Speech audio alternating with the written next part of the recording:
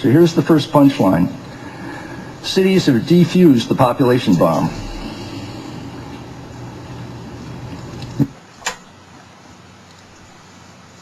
Woe unto them that join house to house, that lay field to field, till there be no place, that they may be placed alone in the midst of the earth.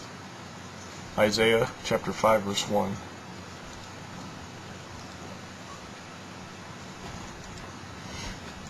Lo, children are an heritage of the Lord, and the fruit of the womb is his reward. As arrows are in the hand of a mighty man, so are children of the youth. Happy is the man that hath his quiver full of them.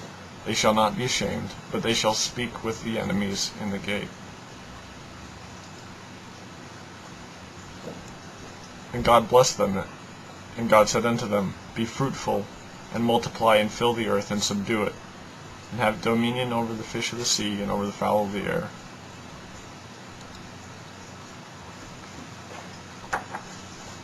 Taken from The Empty Cradle by Philip Longman, page 11. By mid-century, China could easily be losing 20 to 30% of its population per generation. Later on, further down on the page.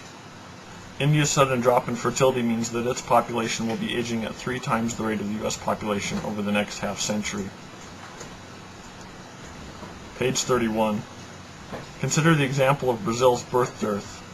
The last time most Americans bothered to look, Brazil was a youthful nation whose most pressing social problem appeared to be a growing army of glue-sniffing street urchins. But as Alexander Kalache of the Pan American Health Organization observes, these street children are aging into street elders, leaving 30% of the population marginalized. Today, Brazil is aging 2.1 times faster than the United States and 3.1 times faster than Holland. By mid-century, 18% of Brazil's population will be over 65, making it older than that of present-day Japan. Yet unlike those other countries, Brazil is still underdeveloped and has few resources available to support its swelling older population, aside from the oil recently discovered. This touches on something that I've talked with Big Evasive about. Aging and innovation. This is page 126 of The Empty Cradle. There is a final reason to be skeptical of claims that a revolution in productivity will overcome the challenges created by population aging and shrinking labor supplies. Abundant evidence suggests that these very population trends work to depress the rate of technological and organizational innovation.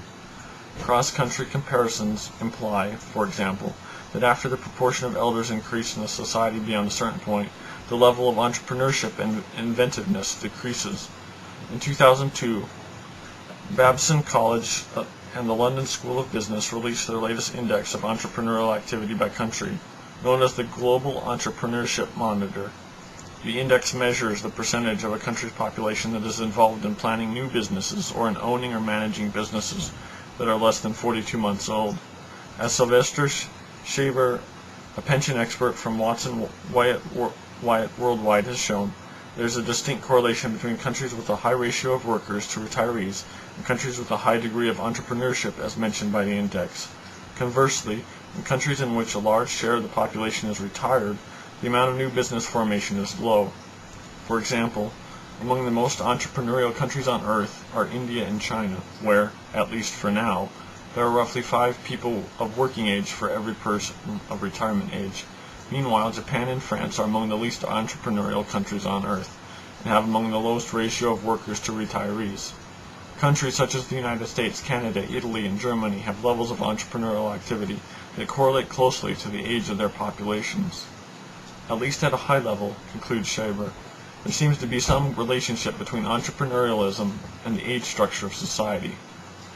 There are many possible reasons for this correlation. One, of course, may be that aging workers and investors tend to be less flexible and more risk-averse.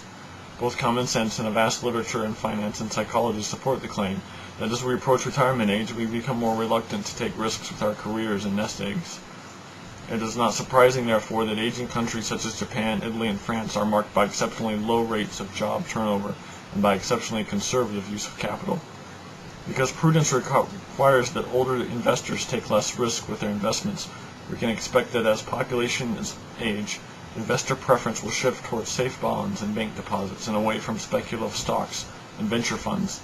As populations age further, we can expect an ever higher share of citizens to be cashing out their investments and spending down their savings. Neither of these trends is consistent with a future marked by high levels of high-risk investment in new technology. Population aging could retard innovation in another way as well. Because of the mounting costs of pensions and health care, government-financed research and development expenditures and educational spending will be under increasing budgetary pressure. Moreover, massive government borrowing could easily crowd out financial capital that would otherwise be available to the private sector for investment in new technology. Projects by the Center for Strategic and International Studies show, for example, that today's old age benefit promises will eventually consume an additional 12% of the gross domestic product a year in the typical developed country. As CSIS reports, were these imbalances permitted to accumulate by the mid-2020s, budget deficits in the rich countries would consume all of their savings, making them dependent on capital flow from the third world to fund domestic investments. Long before this happens, of course, capital shortages and default risks would spill over and disrupt growth everywhere. There are no easy ways to avoid such deficits. Raising taxes on capital would discourage savings at a time when individuals need to save more to protect themselves against reduced pensions, rising healthcare costs, and fraying safety nets. Raising taxes on labor would encourage unemployment at a time when more workers are needed to support each retiree. Increasing the workforce by putting more women to work would probably result in fewer babies, when it is high fertility that is ultimately needed. Cutting pensions and health care benefits, even if politically possible, would reduce consumer demand at a time when demand will already be falling due to a dwindling supply of younger citizens. Even if government deficits in aging nations are kept under control, and even if there turn out to be huge investment opportunities over the coming decades in emerging markets and new technologies, the aging savers of Europe, Japan, and the United States are likely to want to keep their capital safely deployed in mature industries at home or in government bonds. Theoretically, a high-efficient global financial market could lend financial resources from rich, old countries that are short on labor to young, poor countries that are short on capital and make the whole world better off. This is the vision of high priests of the global economy in places like the World Bank and the International Monetary Fund. But for this to happen, aging citizens in the developed world and their pension fund managers would have to be persuaded of the wisdom of risking their nest eggs on investment in places that are themselves either on the threshold of hyper-aging, China, India, Mexico, or highly destabilized by religious fanaticism, disease, and war, most of the Middle East, Sub-Saharan Africa, Indonesia, or both. Maybe someday, smart mutual fund managers will produce golden retirements for their clients by snapping up startup firms from warlords in Afghanistan, or investing in nanotech plants in AIDS-ravaged Botswana, but the day seems remote. And even then, the question would remain, who exactly would buy the products produced by these investments? Japan, Korea, the other recently industrialized countries rely on massive exports to the United States and Europe to develop. But if the population of Europe and Japan is falling away, while the only population growth in the United States comes from old people, who by then may be living on reduced benefits and paying a far higher percentage of their income for health care, where will be the demand come from to support development in places like the Middle East and Sub-Saharan Africa?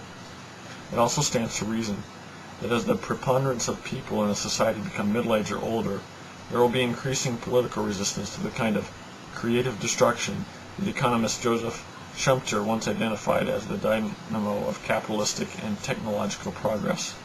Why doesn't Japan reform its sclerotic banking sector? Why don't France or Spain eliminate job guarantees, stop protecting inefficient industries, or rein in their unsustainable pension costs? Why does Germany allow a pattern of ingrown corporate governance, high taxes, and increasingly mediocre universities to smother the country's former prowess in engineering? Why does the United States spend time debating how to expand its unsustainable Medicare program, rather than reforming its staggeringly inefficient healthcare system? In part, it must be because a critical proportion of the population is old enough to be highly invested in the status quo, and too old to recover from the deep structural changes in society that would be required to reintroduce entrepreneurial and technological dynamism.